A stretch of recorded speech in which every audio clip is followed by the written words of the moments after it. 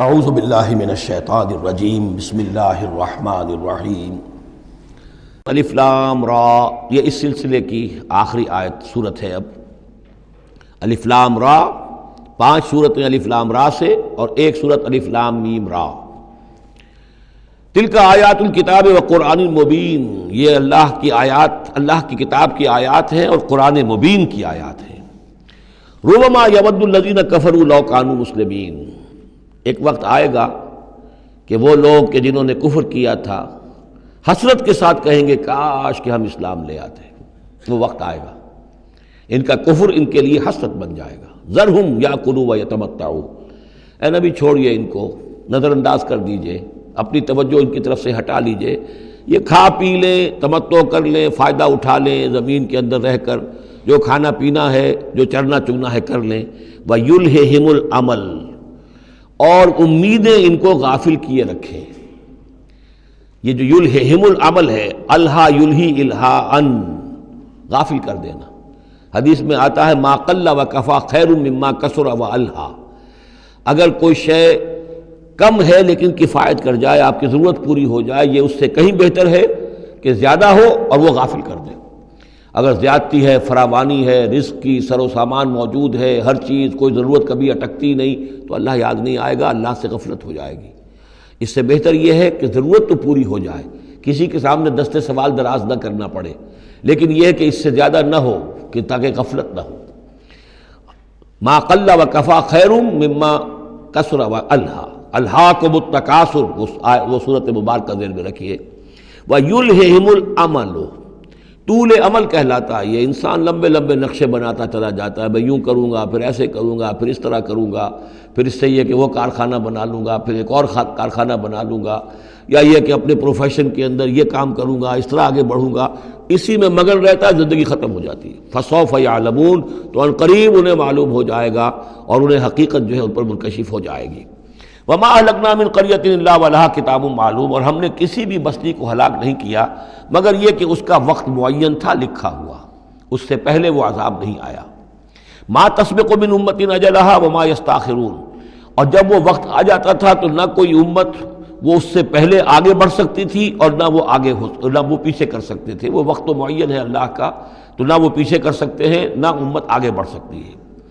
وَقَالُوا يَا أَيُّهَا الَّذِي نُزِّلَ عَلَيْهِ الذِّكْرُ إِنَّكَ لَمَجْنُونَ، اور بڑی ڈھٹائی کے ساتھ انہوں نے کہا اے وہ شخص جس کا یہ گمان ہے کہ اس پر ذکر نازل ہوا ہے۔ یہ ترجمہ میں کر رہا ہوں، ورنہ لفظی ترجمہ کیا ہوگا؟ اے وہ شخص جس پر ذکر نازل کیا گیا ہے، إِنَّكَ لَمَجْنُونَ، ہمارے نزدیک تو تم مجنون ہو، تمہارا دماغ خراب ہو گیا ہے، تم پر جن کا عصیب کا سایہ آ گیا ہے، یا تمہارا دماغی توازن صحیح نہیں رہا۔ لہذا بامحاورہ ترجمہ ہوگا اے وہ شخص، قالوا یا ایھا الذی، اے وہ شخص جو یہ سمجھتا ہے، جس کو یہ زوم ہے، جس کا گمان ہے، نزل علیہ الذکر، کہ اس پر اللہ کی طرف سے الذکر نازل ہوا ہے، یاد دہانی نازل ہوئی ہے، انک لمجنون، ہمارے نزدیک تو تم دیوانے ہو گئے ہو۔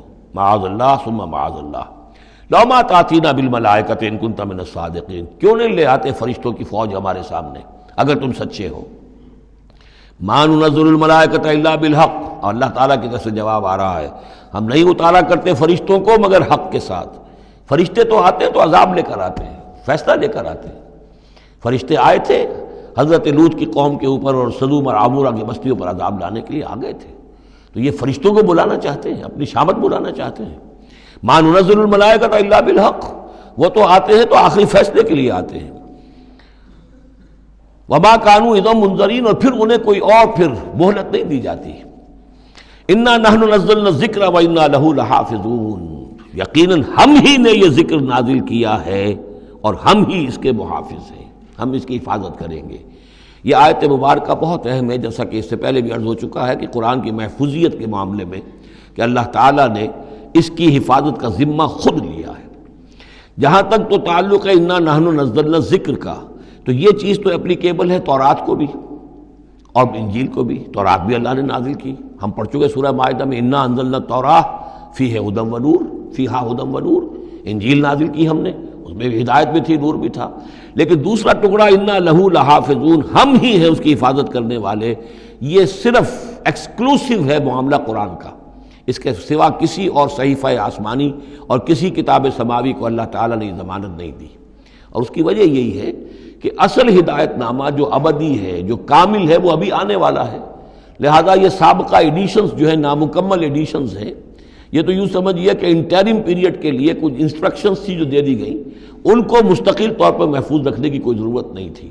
یہ ختم نبوت پر ایک بہت بڑی دلیل ہے کہ کسی بھی قادیانی سے اگر بات کی جائے تو اگر اس سے یہ کہا جائے کہ آیا تمہارے نزدیک قرآن میں ہدایت کامل ہوئی یا نہیں، تو جواب دے گا ہدایت تو کامل ہو گئی۔ نمبر 2، کیا تمہارے نزدیک قرآن محفوظ ہے یا نہیں؟ اگر وہ محفوظ بھی ہے تو پھر کسی اور وحی کی ضرورت کیا ہے؟ اللہ تعالیٰ کوئی کام عبث تو نہیں کرتا، ضرورت کے بغیر نہیں کرتا، کسی مقصد کے بغیر نہیں کرتا۔ یا تو یہ کہیں کہ ابھی ہدایت کامل نہیں ہوئی تھی، وہی جاری رہنی چاہیے، اس کا جواز ہو جائے گا۔ یا کہیں کہ کامل تو ہو گئی تھی قرآن میں لیکن وہ تو ضائع ہو گئی، محفوظ نہیں رہی، تب بھی وحی کی کھڑکی جو ہے اس کے کھلے رہنے کا جواز پیدا ہوگا۔ لیکن اگر کوئی شخص ان دونوں باتوں کو نہ مانے بلکہ اعتراف کر لے کہ ہدایت قرآن میں کامل ہو گئی اور یہ کہ وہ محفوظ بھی ہے، تو پھر اجرائے وحی، یہ تھا اصل میں جو فتنہ اٹھایا ہے غلام احمد قادیانی نے، کہ وحی تو ایک نعمت تھی، کیسے بند ہو سکتی ہے، وحی کا سلسلہ جاری رہے گا۔ لیکن اس کو لے کر اس نے جو ہے پھر آگے اپنی نبوت کا دعویٰ کیا۔ لیکن اجرائے وحی کے لیے ضرورت عقلی جو ہے وہ دو شکلوں کے سوا ثابت نہیں ہو سکتی، یا ہدایت کامل نہیں ہوئی ہوتی جیسے کہ ابھی تورات میں نہیں ہوئی تھی، انجیل میں نہیں ہوئی تھی، قرآن میں آ کر کامل ہو گئی، یا کامل ہو کر اور وہ گم ہو گئی ہو، اس میں کوئی ترمیم و تنسیخ ہو گئی ہو جو کہ پھر وحی کے ذریعے سے اس کی تصحیح ہو سکے۔ اور دونوں باتیں اگر کوئی نہیں مانتا تو کوئی عقلی دلیل جو ہے وحی کے جاری رہنے کے لیے موجود نہیں۔ وَلَقَدْ أَرْسَلْنَا مِن قَبْلِكَ فِي شِيَعِ الْأَوَّلِينَ، اور اے نبی ہم نے آپ سے پہلے بھی رسول بھیجے تھے اگلی جماعتوں میں، اگلی قوموں میں۔ یہ شیعہ اس علیحدہ ہو جانے والے، کیونکہ قومیں بڑھتی چلی گئیں نسلوں کے اندر۔ حضرت نوح علیہ السلام کی قوم تقسیم ہو گئی، ان کے 3 بیٹوں سے نسلیں بنتی چلی گئیں، تو یہ گویا کہ شائع ہونا، علیحدہ ہونا، پھیل جانا، پھیلتی چلی گئیں۔ وما یاتیہم من رسول الا کانوا بہ یستہزئون، اور نہیں آیا ان کے پاس کوئی بھی رسول، جب بھی کبھی آیا مگر وہ استہزاء کرتے رہے، تبصر کرتے رہے۔ کذالک نسلکہ فی قلوب المجرمین، اسی طریقے سے ہم اس کو چبھو دیتے تھے مجرموں کے دلوں کے اندر۔